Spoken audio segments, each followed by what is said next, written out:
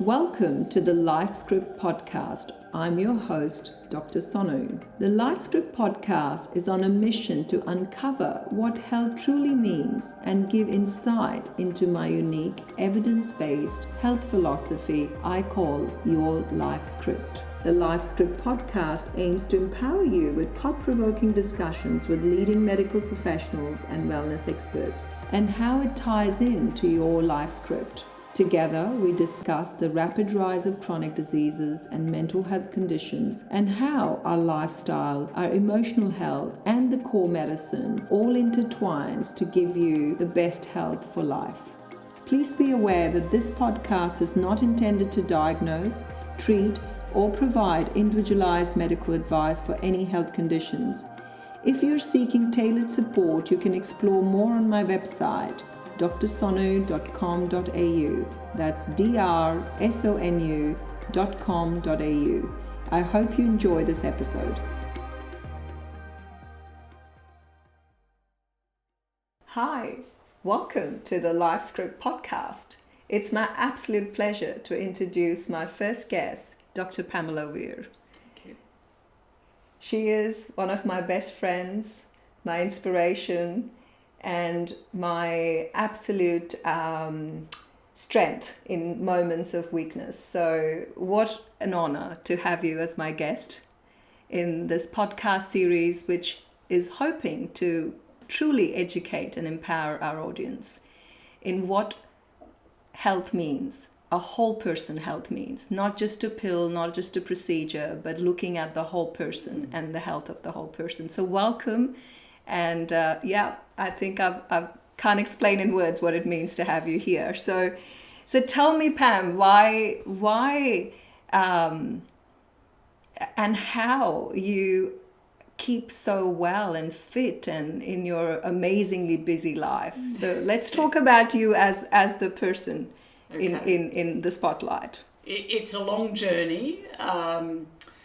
For me, it started when I was in my late 40s. I'd had 6 children in 7 years, no twins, and I was, my body was trashed. I mean, that's the only way I can put it. For any woman who's had babies, they'll understand that. So I started working at a new place which had a gym nearby, and some of my staff dragged me to this gym, and with the membership we were given 3 personal training sessions. So my beloved staff had picked out the most gorgeous looking personal trainer they Always could helps. see. And anyway, I turned up for this half-hour session and literally had my ass kicked. Can I say that? I think we're grown up here. In 30 minutes, I thought I was going to die. And I was drenched in sweat. I was about to please call 000 or 999 or someone, but I did survive that half an hour, and I crawled out of the gym, and it was a wake-up call to me, and I thought, oh, really, I've got to sort this out. So then for the next 6 or 7 years, I did pretty well strength training. Cardio stuff I've always shied away from, but strength, those bicep curls, they're good fun. So, and over a period of 7 years, I lost all the baby fat that I had accumulated, of which there was a substantial amount. So I gradually came down from about 77 kilos and came down to about 62. So that was good, and of course toned up and just felt this strength. Yeah. You feel strong in everything you do, you feel confident, you can carry the groceries all in one go, which Yeah. is pretty useful.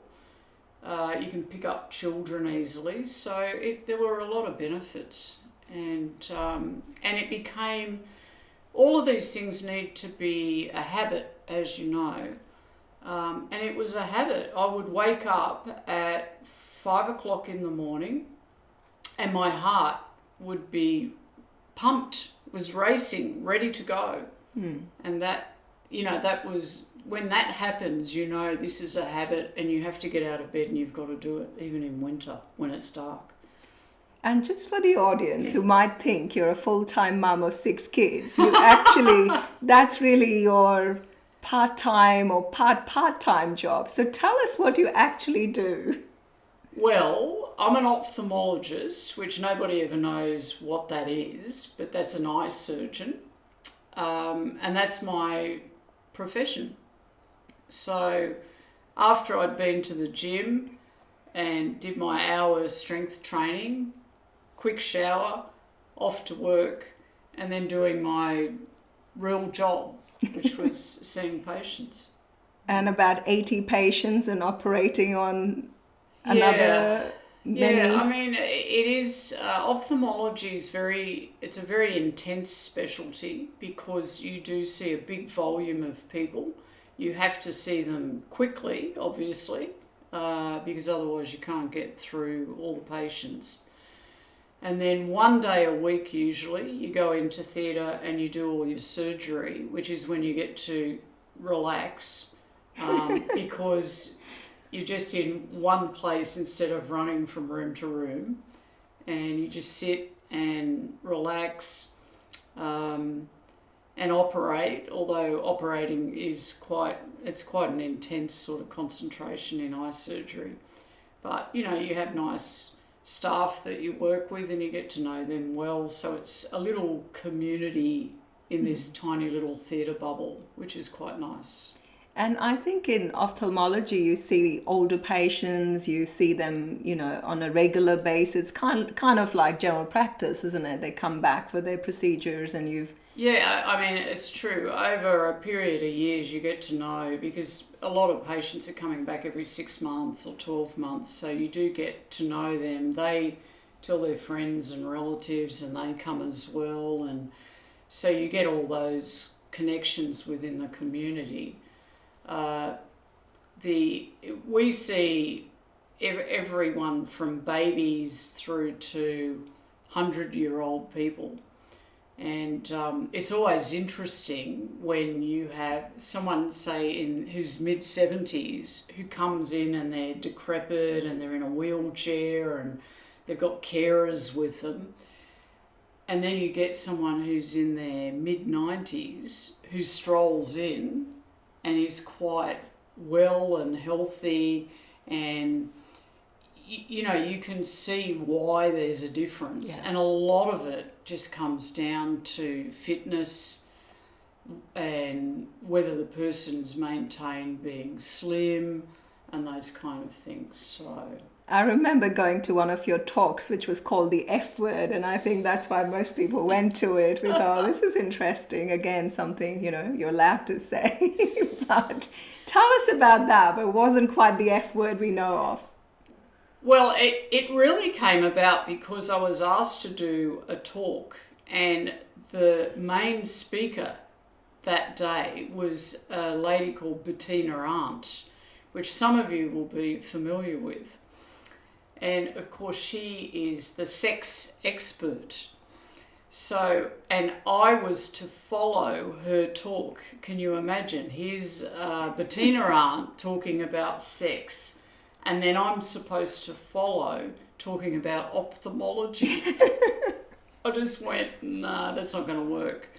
So the poor secretary organising this kept ringing me and saying, have you got the name of your talk yet? And I just went off the top of my head. I said, oh, yeah, it's the F word. I hadn't actually compiled a talk at all. So then I decided to talk about nothing to do with ophthalmology, but to talk about my journey with, fitness and food and fasting and the use of those things to regain my body and confidence and everything after having a lot of children. Yeah, so the F word was not the F word we were all anticipating. No, and I'm sure everyone was disappointed. But No, it was a great talk. I remember that because I think it was Women in Medicine breakfast. That's right. Yes. And I remember Bettina talking about the sex diaries and what men want. But you talked about fitness and you talked about how there's that mind shift, when you're really ready, when you're pumping in the morning, like you said, and I kind of feel like I'm getting there thanks to your inspiration. But tell me more about food, because it's interesting that you've been a vegetarian all your life, pretty much. Pretty well, yeah. I became vegetarian when I was 13. Prior to that, traditional Australian, which is really English cuisine, meat, 3 veg. The veg was always boiled until it was colourless. There were 8 people in my family, so mealtime, there was never seconds. I didn't know what seconds were until I went to other people's houses, because it was always limited what food you were given. And in a way that was good, because that was portion control, which all of us are particularly bad at, really, when you think about it. So we had portion control just because there were so many of us. And when I turned vegetarian at the age of 13, that meant I had to cook for myself, which I did. And I used to make sort of vegetable pies and that kind of thing and stock them all up in the freezer. And then I'd come home from school to get a pie out for dinner, and my brothers would have eaten all of them. And that was a regular thing, because I had 3 big strapping brothers. And that was good in a way, because everyone started to get exposed to vegetarian food and liked it. Yeah. Yeah. So you became vegetarian by choice, or? By choice. Yeah. By choice. It just seemed the right thing to do. And I think, environmentally, there's no question about it. I think the studies are now out with longevity that plant-based diet is important. So all of that, although I was 13 with no scientific basis for what I was doing, it just felt right at the time. So you were ahead of the times 40 years ago. I guess so. Well, that might be a hint at your age, but But yeah, look, I think that's the thing, that what we knew intuitively or, with background, now we're proving with science. Like, I signpost my patients to the site nutritionfacts.org, where Dr. Michael Greger has put out the evidence for every nutrition study that has been done. And there's overwhelming evidence that plant-based diet is good for you, for your gut, your microbiome, for longevity, for diabetes cure, for inflammation. So you were ahead of the pack. And all your kids are vegetarian? Have they ever complained? How do you've inspired that? They don't know any different. And I think, although I haven't sort of dogmatically said, you mustn't eat meat or anything, I've never done that. They just don't have any interest in it. And they think it's quite bizarre that people do eat like dead animals. They just think it's a weird thing to do.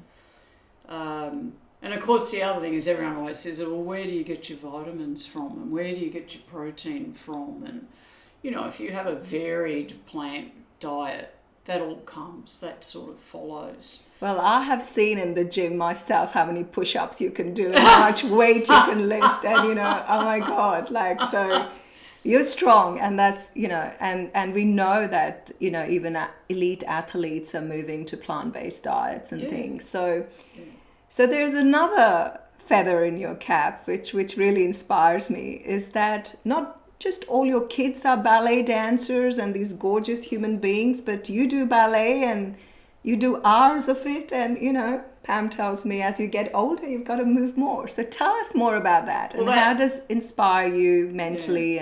Yeah. Well, I think COVID caused a lot of problems for everyone, particularly from a fitness point of view, because we really had 3 years nearly of being locked up. Gyms were shut down. Or people were too scared to go to gyms because they didn't want to catch COVID. And so my journey at the gym did finish when COVID hit. And I had really a couple of years where we did a little bit in the home gym. And you were my trainer. But it wasn't really that well organised. And as you remember, we used to spend a lot of the time exercising our mouths. As we which do. Was good. It was therapeutic. It was very therapeutic. And I had always wanted to do dance. I wanted to do ballet when I was younger. And it was just no, because the expense was out of the reach of my parents. So an opportunity presented itself to do adult ballet. And I strolled along at, 7:15 on a Wednesday evening after being smashed at work all day, and had no idea what was expected or otherwise. And the class I went into was actually an intermediate ballet class. So it was...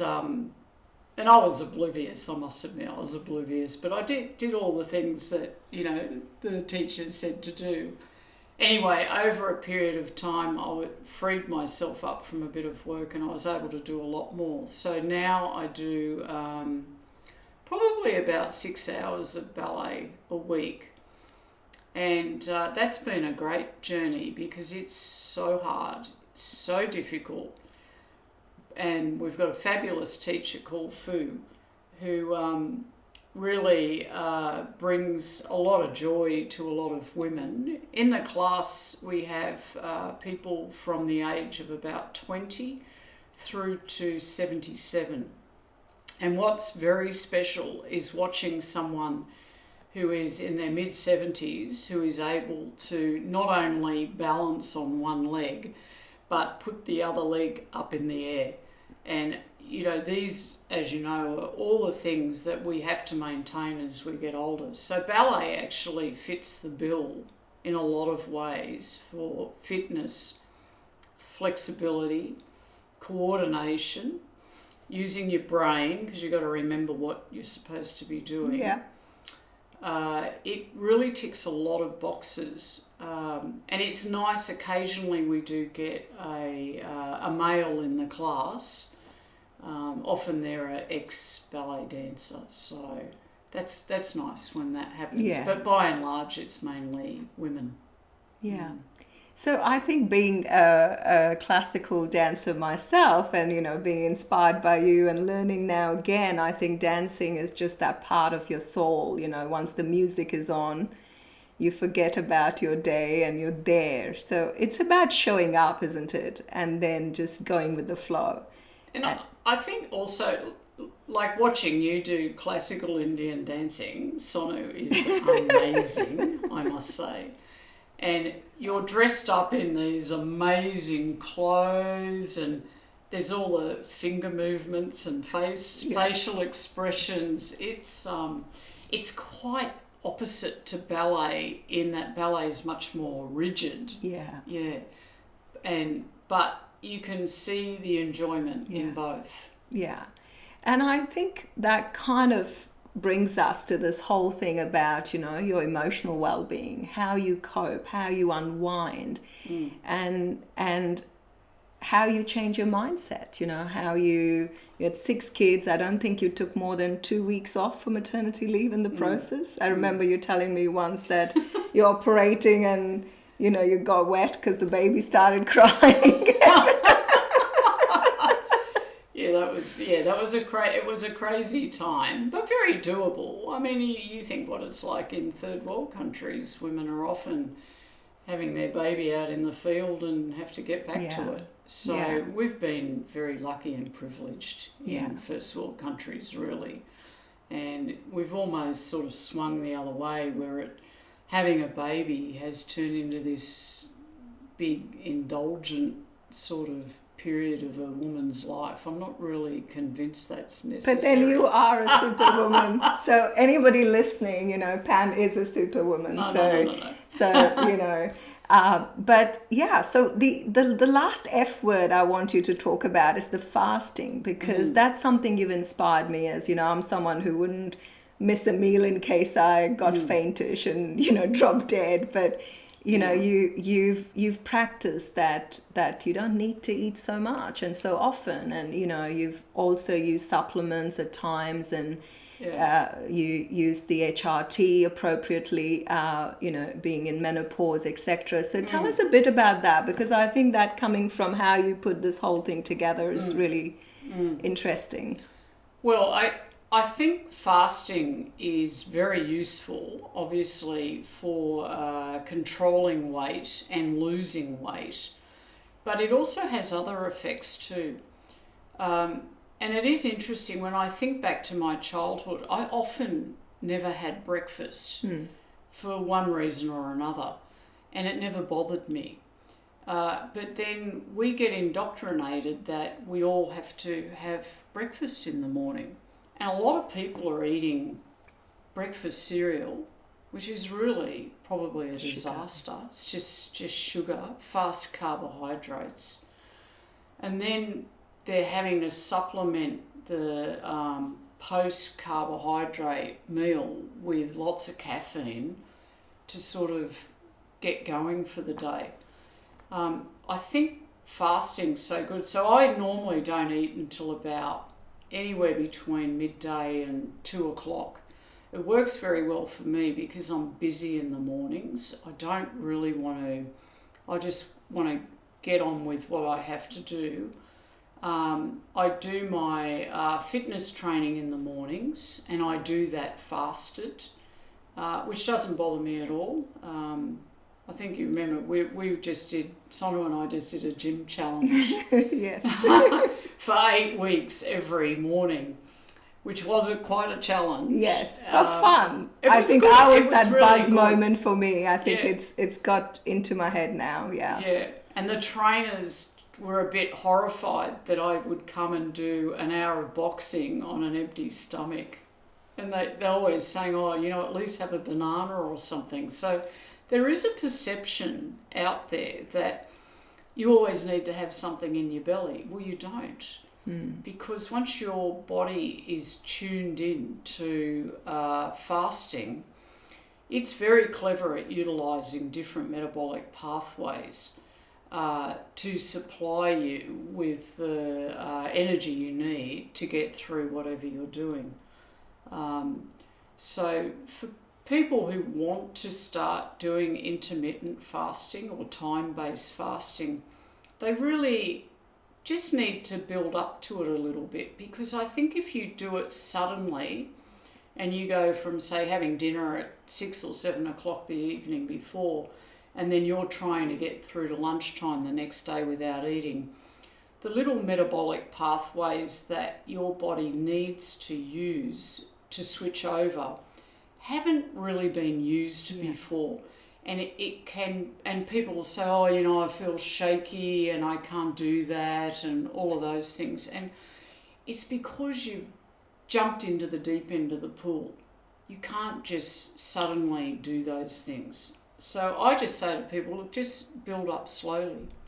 So if you normally have breakfast at 8, push it out to 9 o'clock and do it over a few weeks so that your body can adjust to that change and start utilising the other metabolic pathways it needs to use. I think that's the key message, because I think we all think, okay, this here and now, we can fix it in 1 week or 2 weeks, we've got the answer, but it's about the small changes. That's right. And that change in the headspace, that mindset, The book I recently read, The Atomic Habits by James Clear, it's like if you make 1% change for a whole year, you're 36% better in a year. Right.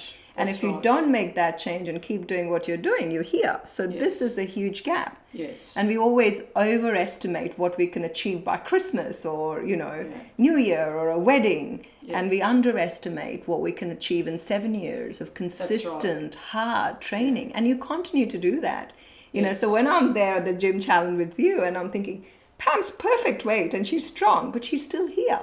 So Yes. it means that it's a part of your life. You've got to keep maintaining it. It's That's not right. somewhere you arrive and then you stop. And that's why, the Lifescript, it's a wheel, it's in motion. And life will throw googlies at you. Life will you've had your ups and downs, you have 6 kids, so they're all gorgeous human beings now, but it's taken a lot of hard work and lots of school lunches, lots of dropping off. I think developing habits is good, and then you have to put the habits into a routine. Yeah. And you have to be almost single-minded about that routine. So I think, especially in families, sometimes, where's mum or whatever. So you sometimes have to organise that routine so it's not interfering in the rest of your existence. So all my fitness journey until I started ballet has really been around 5:30 in the morning, and everyone else is still in bed, and I've nailed my exercise and everything that within that hour first thing in the morning, and then you can devote the rest of your time to all the other things you have to do.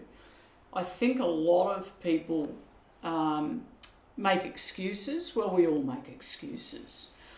I don't have time to do that. I'm too busy in the morning. I've got this, I've got that. And then when I get back from work, I've got to make dinner and, So it's very easy to find excuses. I can find excuses.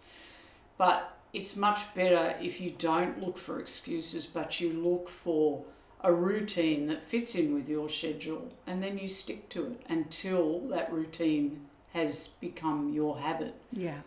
So. Yeah. No, it's a word called dincharya, I found in the Ayurvedic literature when I was studying Ayurveda in India recently when I was on my sabbatical, and it means your daily routine. And they describe that as the crux of health and well-being. Yeah. And if you look deeper into that word, so din is day and charya is your routine, it actually links it to your circadian rhythm. So even the fact that you start early, at 5:30, that's got health benefits of its own. And I love that no matter what, that is your routine, So That's right. I remember my grandmother knitting 2 hours after my grandfather died, and I had this image of her doing that, and I never understood what was that her about. routine. But that was her routine, and her routine helped her cope with all the good and bad that happened in her life. Yes. So no matter what happened, she kept her routine, and I think we've forgotten that as a source of stability, of healing, of health, Correct, because anything happens, we just fret. We just like, who can we call upon to help rather than, okay, well, let's cook dinner. Let's get up. Let's just do the normal Let's do the things. normal thing. And it's like Groundhog Day. Then tomorrow you've got to do the same thing and do it again. So, That's what your body likes. Your body and your mind likes that routine, and it makes you feel good. Yeah. And it even when everything is falling apart, that routine will keep you on the straight and narrow. Yeah. And I think the tendency now, well, maybe for many years, is when things are falling apart for people, they look for the bottle. So let's have a drink and then have another drink and then have another drink. And that crutch is very bad. And that once you start going down that pathway, you really are going to lose it. You need to pull back from that. Alcohol, well, you could say more about this. Alcohol is a bit of a disaster. We're going to be very unpopular after this podcast. We're saying no meat, no alcohol, exercise, get up early, have a routine. But, that's what this is about. As physicians, as health professionals, we've been in our careers for over 2 decades. You've been almost, 4 decades of being a doctor. Now you're showing my age. I think you have to come out. But, look how amazing you are. And so I think this is what the message we're kind of trying to give to our community, to our peers, to our audience, that this is what works, and this is what the concept of your Lifescript is. And we'll talk to you more about eye surgery too. So I'm not going to let you go with just talking about, very inspiring, the F word. So our next topic will be the diabetic eye. As you know, that is a very, very big part of management of diabetes, one of the most serious and important chronic health diseases. And how the eye is a window to the vascular world. You can literally see your whole, what's going on in your body through the eye. So I'm very, very interested. So, we'll show another side of you, which is a very serious side. Well, I think, yeah. So we'll talk about the diabetic eye, the window to the vascular world. But just wrapping up, like I said, I'm a huge fan of you. You inspire me. I'm here doing this because of you. Pam always said, Sonu, you've got to walk the walk and talk the talk. So, I think I have started walking the walk, and I know definitely. that it is something that I have to keep walking on. Yes. It's not like I reach somewhere. It is how I will live. And that's my commitment to myself, holding on to that little girl and saying, I've got you. Yeah. And I'll look after you. You can't see patients and tell them what to do if you're not doing it yourself. Yeah. You really... I think the impact is so much example. more. And like you said, you feel stronger. You feel stronger mentally. Just being able to carry things better, to be able to, squat and get up is powerful. And it's part of our mental health. So... Thank you for being here. Thank you for being you, and good luck to you for your journey ahead, and keep rocking. And I look forward to talking a bit more of eye medicine with you very soon. Thank you. This is Dr. much. Sonu, and this is your Lifescript. Thank you for tuning in to the Lifescript podcast. I hope you enjoyed today's episode. The show notes and any resources mentioned can be found in the accompanying blog post on my website. Please remember that the information provided in this podcast is not intended to diagnose or provide medical advice for any health conditions. If you're looking for individualized support, please head over to my website, drsonu.com.au. That's drsonu.com.au to learn more about how Kirin Wellness and its programs can help you on your health and healing journey.